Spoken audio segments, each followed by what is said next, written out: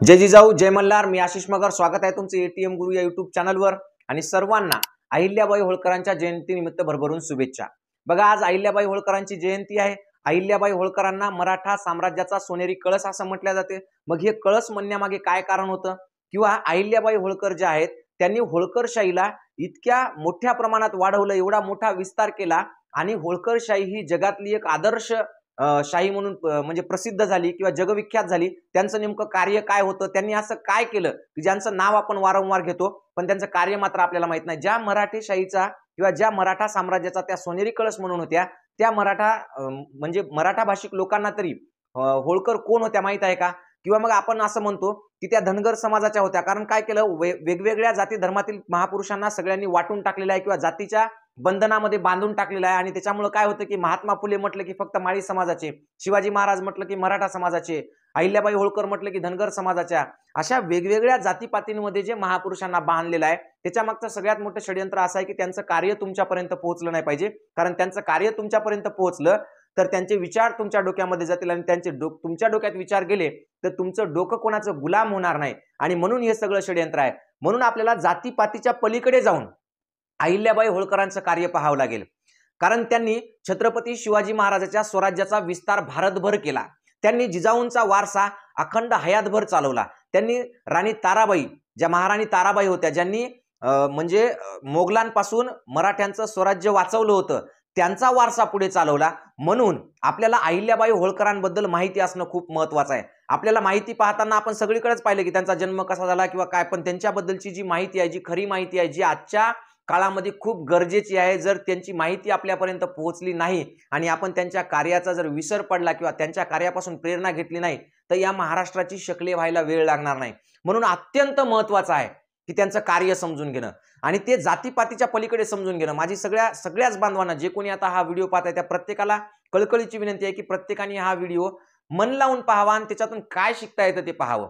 तर बघा, वयाच्या 8व्या वर्षी, फक्त सांगतोय मी की वयाच्या 8व्या वर्षी अहिल्याबाईंचं लग्न झालं आणि त्या मल्हारराव होळकरांच्या सून झाल्या। त्या सून होऊन ज्या पहिल्यांदा सासरमध्ये गेल्या तेव्हा मल्हारराव होळकरांनी एका मेंढपाळापासून स्वतःची एक म्हणजे होळकरशाही स्थापन केली होती। सुभेदार होते ते, त्याच्यानंतर त्यांनी स्वतःची होळकरशाही स्थापन केलेली होती आणि ती होळकरशाही त्यांनी तलवारीच्या पात्याच्या जोरावर स्थापन केली होती आणि न्यायाच्या जोरावर स्थापन केली होती। गोरगरिबांना न्याय मिळावा म्हणून त्यांनी हातात तलवार घेतली होती।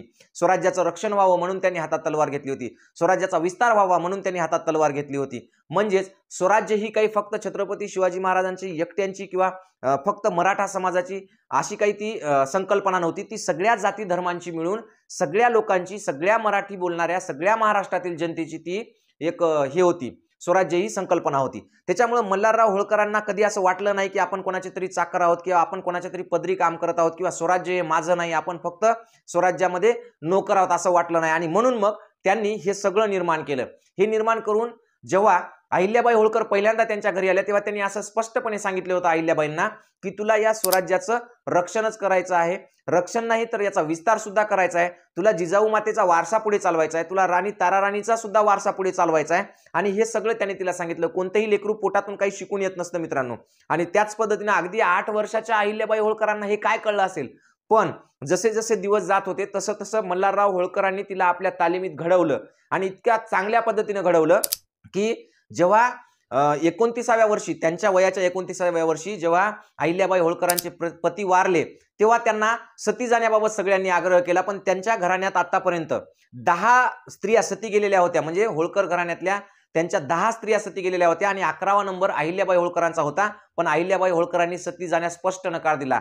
याच्यातून एक महत्त्वाची गोष्ट तुम्हाला सांगतो की अहिल्याबाई होळकरांचा जो हातात शंकराची पिंड घेतलेला जो फोटो वारंवार दिसतोय, तो फोटोच एक खूप मोठं षडयंत्र आहे।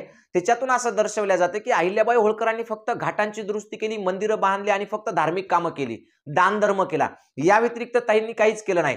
हे दाखवण्याचं कारणच असं आहे की जर समजा एखादी बहुजन समाजातली स्त्री जर जगातली सर्वोत्कृष्ट राज्यकर्ती असेल आणि ती जर लोकांना कळाली तर काही लोकांचं वर्चस्व आपोआपच कमी होतं, जे स्वतःला जन्मानं मोठं समजतात, जे स्वतःला जातीनं मोठं समजतात, त्यांचं वर्चस्व आपोआपच कमी होतं।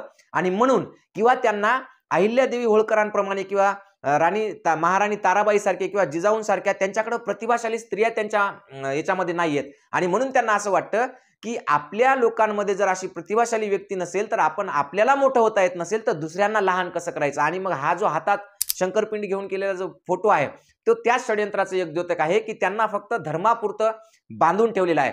पण मूळ मुद्दा असा आहे की ज्या घरातल्या आतापर्यंतच्या 10 स्त्रियांनी स्वतःला सती म्हणून बळी दिलेला आहे, तिथं 11वी स्त्री म्हणते की मी सती जाणार नाही, मी माझ्या नवऱ्याचं राज्य पुढे नेईल किंवा मी माझ्या सासऱ्याचं राज्य पुढे नेईल, मी माझी होळकरशाही पुढे नेईल, मी माझं स्वराज्य पुढे नेईल, मी माझ्या स्वराज्याचा विस्तार करेल, त्याचं रक्षण करेल आणि इथल्या प्रजेला सुखी करेल. ती स्त्री खरंच इतकी धर्मांध होती का? मुळीच नव्हती. 100% सत्य आहे. त्यांच्या प्रत्येक पत्रावर महादेवाचं सुरुवातीला म्हणजे पत्राच्या महिन्याच्या वर जे आपण लिहितो तिथं महादेवाचा उल्लेख असायचा. याचा अर्थ त्यांची महादेवावर खूप श्रद्धा होती, म्हणजेच शंकरावर खूप श्रद्धा होती. पण याचा अर्थ असा नव्हता की त्या धर्म भोळ्या होत्या किंवा धर्माचा त्यांच्यावर पगडा होता. मुळीच असं काहीही नव्हतं. कारण त्यांनी त्या काळामध्ये स्त्रियांनी जिथं म्हणजे स्त्रियांना जिथं मृत्यूनंतर सती जावं लागायचं, केशवपन सारख्या सगळ्या प्रथा होत्या, तिथं सुद्धा त्यांनी कपाळाचं कुंकू काढलं नाही.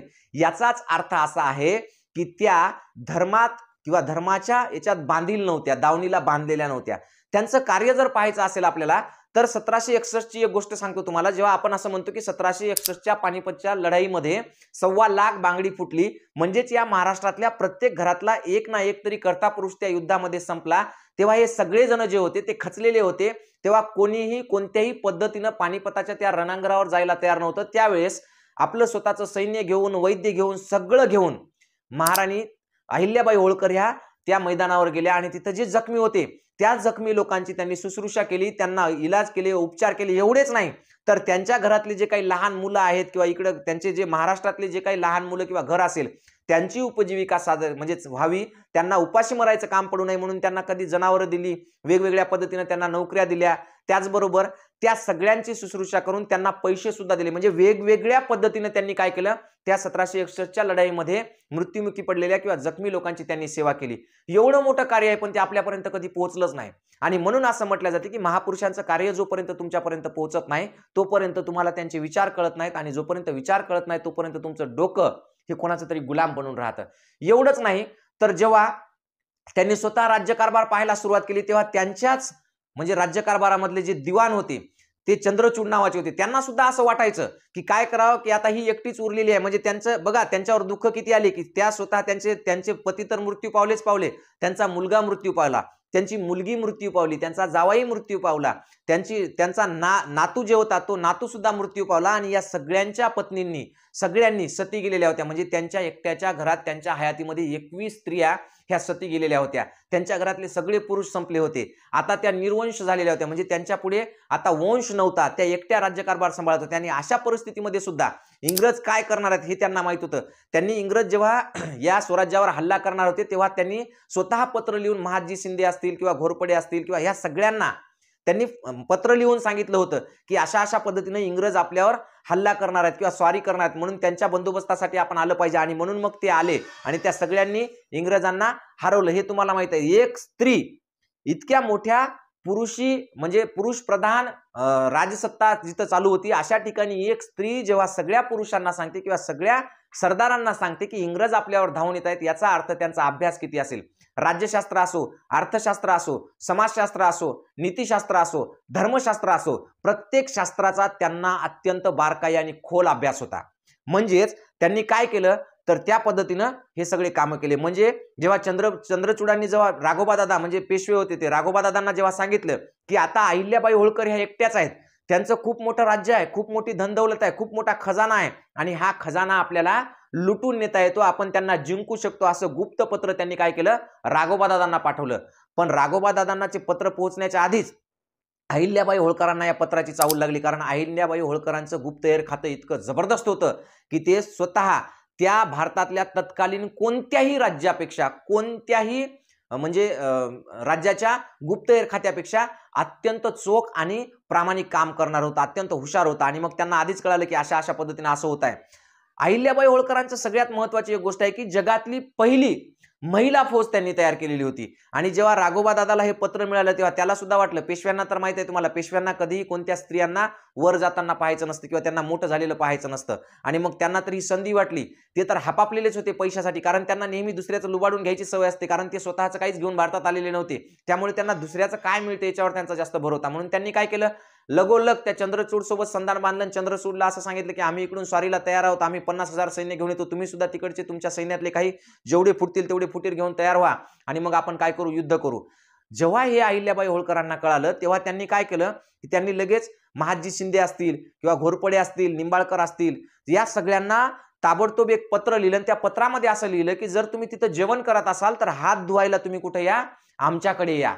आणि मग हे पत्र जेव्हा पोहोचलं तेव्हा काही सरदार, महादजी शिंदे हे तिथं आले। तेव्हा त्यांनी असं सांगितलं की आपल्यावर लवकरात लवकर आता सॉरी होणार आहे आणि राघोबा दादा म्हणजे स्वतः पेशवेच, ज्यांचे आपण म्हणजे ज्या स्वराज्याचा आपण सरदार म्हणून काम पाहतो, ज्या स्वराज्याचा आपण काम करत आहोत, त्या स्वराज्याचा कारभारी एक स्त्री अबला आहे किंवा तिच्यासोबत कोणी नाही हे पाहून तिचं राज्य खालसा करण्यासाठी आणि ते लुटण्यासाठी येत आहे असं जेव्हा कळालं तेव्हा बाकी सगळ्या सरदारांनी सांगितलं की तुम्ही काळजी करू नका, आम्ही तुमच्या सोबत आहोत।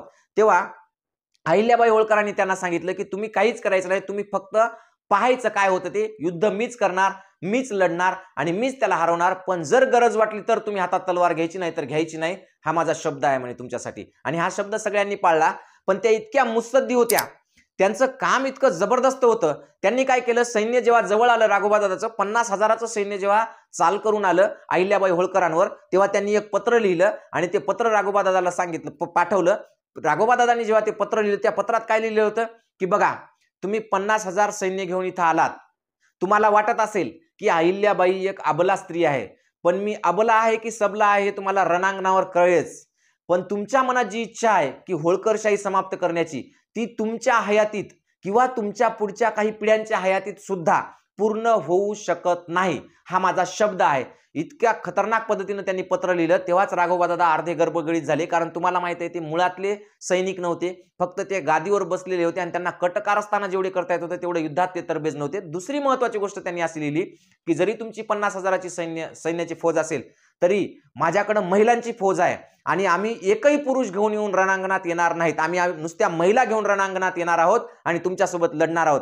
जर मी हारले तर मला कोणीही वाईट म्हणणार नाही, कारण आम्ही महिला आहोत, पण तुम्ही जर जिंकलात किंवा तुम्ही जर हारलात तर मात्र तुम्ही महिलांकडून पराभव स्वीकारला किंवा 5,000च्या महिलांच्या सैन्याने 50,000 पुरुषांच्या सैन्याचा पराभव केला, हे जेव्हा सगळीकडे पसरेल तेव्हा तुमची नामुष्की काय होईल, तुम्हाला तोंड दाखवायला जागा राहणार नाही, अशा पद्धतीनं पत्र लिहिलं। त्याच्यामुळे राघोबा दादाला असं वाटलं की हे युद्ध जिंकू का हारो हे पुढची गोष्ट आहे, पण आता आपण वापस गेलेलं बरं, नाही तर आपली नामुष्की व्हायची। म्हणजे युद्ध खेळण्यापूर्वीच राघोबा दादांनी हार मानली आणि ते निघून गेले।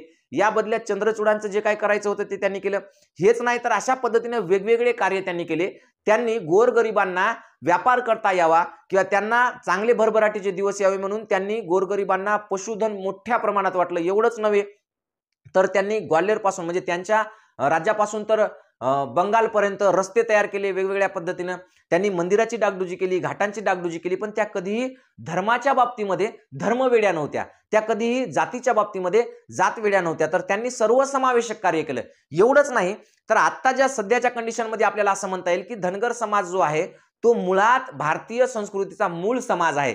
कारण काय तर जेव्हा भटकंती अवस्था संपून जेव्हा माणूस स्थिरावायला लागला तेव्हा पशुपालन हाच मुख्य व्यवसाय होता। आपण असू द्या, आपले पूर्वज असू द्या, ज्यांची मानवाची उत्पत्ती जी झालेली आहे, मानवाची उत्पत्ती झाल्यानंतर माणूस जो स्थिरावलेला आहे तो पशुपालनाने स्थिरावला। पशुपालनानंतरची पुढची पायरी काय होती तर शेती होती आणि मग पशुपालन, शेती म्हणजेच या कृषक समाजाची निर्मिती ही धनगर समाजापासून झालेली आहे। म्हणजे आपण सगळेजण एक आहोत। ह्या जातीपाती नंतर स्वतःच्या फायद्यासाठी काही लोकांनी तयार केल्या आणि आजही तीच परिस्थिती आहे।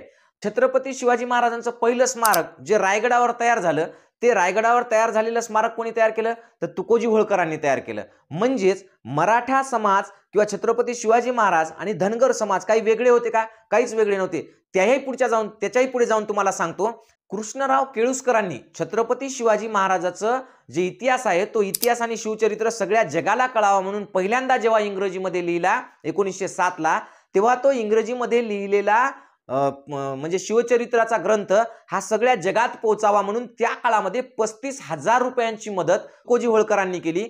का केली? कारण त्यांना माहित होतं की हे आपले राजे आहेत आणि आपण हे सगळे स्वराज्याचे पाईक आहोत आणि हे छत्रपती शिवाजी महाराजांचं जे स्वराज्य आहे किंवा ही जी संकल्पना आहे त्यांचं जे शिवचरित्र आहे ते सगळ्या जगापर्यंत गेलं पाहिजे, पोहोचलं पाहिजे आणि म्हणून त्यांनी 35,000ची त्याला मदत केली. म्हणजेच मराठा आणि धनगर यांच्यामध्ये इतका एकोपा होता, ते इतके एक होते की अगदी ते म्हणजे भावाभावासारखे राहिलेले आहेत. राजर्षी शाहू महाराजांनी तर स्वतःच्या कुटुंबातील एका मुलीचा विवाह धनगरांशी करून दिला किंवा धनगर घराण्यात केला, कारण त्यांचं असं म्हणणं होतं की धनगर आणि मराठा एकच आहे. महात्मा ज्योतिबा फुलेंनी सुद्धा हेच सांगितलं की माळी, धनगर आणि मराठा हे तिघही एकाच कृषक जातीपासून तयार झालेले आहेत. ज्यांच्याकडे पशुधन आहे त्यांना धनगर म्हटलं जातं, ज्यांच्याकडे कोरडवाहू शेती आहे त्यांना कुणबी म्हटलं जातं आणि ज्यांच्याकडे ओलिताची शेती आहे त्यांना माळी म्हटलं जातं. म्हणजे हे सगळे समाज एक आहेत. पण आज महाराष्ट्राची परिस्थिती अशी आहे की एकीकडे बीड सारखा जिल्हा जळतो आहे जातीवादाच्या संघर्षामध्ये. आता दुसरीकडे याच्यातलं पुढचं पाऊल म्हणजे वारंवार सांगतोय मी तुम्हाला की हे का घडतंय. एकीकडे मराठा वंजारी वाद सुरू करण्यात आलेला आहे, काही दिवसात आता मराठा धनगर वाद सुरू करण्यात येईल. हे सगळे वाद होऊ नयेत आणि जर समजा सगळ्यांनी छत्रपती शिवाजी महाराजांच्या स्वराज्यात जसे एकोप्याने राहत होते तसे जर राहायचं असेल तर सगळ्यात महत्वाची गोष्ट आहे की जी लोक भांडणं लावत आहेत त्यांना आपण सगळ्यात आधी पायबंद घातला पाहिजे. सगळ्यांना कळकळीची विनंती आहे की जर एखादा व्हिडिओ तुमच्या मोबाईलमध्ये आला असेल, कोणत्याही ग्रुपने येऊ द्या, कुठूनही येऊ द्या, एखाद्या जातीवर पातीवर बोललेला, तर तो व्हिडिओ सगळ्यात आधी डिलीट करून टाका ताबडतोब. का डिलीट करा? कारण तसे व्हिडिओ पाठवल्यानं कोणाचंही भलं होणार नाही. भांडणं तुमच्यात होतील, तुमची डोकं फुटतील, तुम्ही मरसाल, तुम्ही जेलमध्ये जासाल, तुम्हाला तुरुंगवास होईल, तुमच्या आईवडिलांना वावरं शेतं विकावं लागतील केसा मिटवण्यासाठी. पण याचा फायदा मात्र तिसऱ्यांना होणार आहे. फायदा ज्यांना होईल त्यांचं कोणीही जेलमध्ये जाणार नाही, तुरुंगात जाणार नाही, त्यांची शेती जाणार नाही, वावर जाणार नाही, उलट त्यांचा फायदा होईल. म्हणून मी वारंवार सांगतोय की सगळ्या जाती धर्मांनी एकत्र यावं, एकत्र राहावं, महापुरुषांचे विचार आत्मसात करावे आणि त्यांच्या विचारातून प्रेरणा घेऊन त्यांच्याप्रमाणे वागण्याचा संकल्प करावा. जातीपातीला कुठेही थारा देऊ नये, जातीय द्वेषाला थारा देऊ नये, सगळ्यांनी मिळून मिसळून राहावं एवढं बोलतो आणि थांबतो. जय जिजाऊ, जय मल्हार.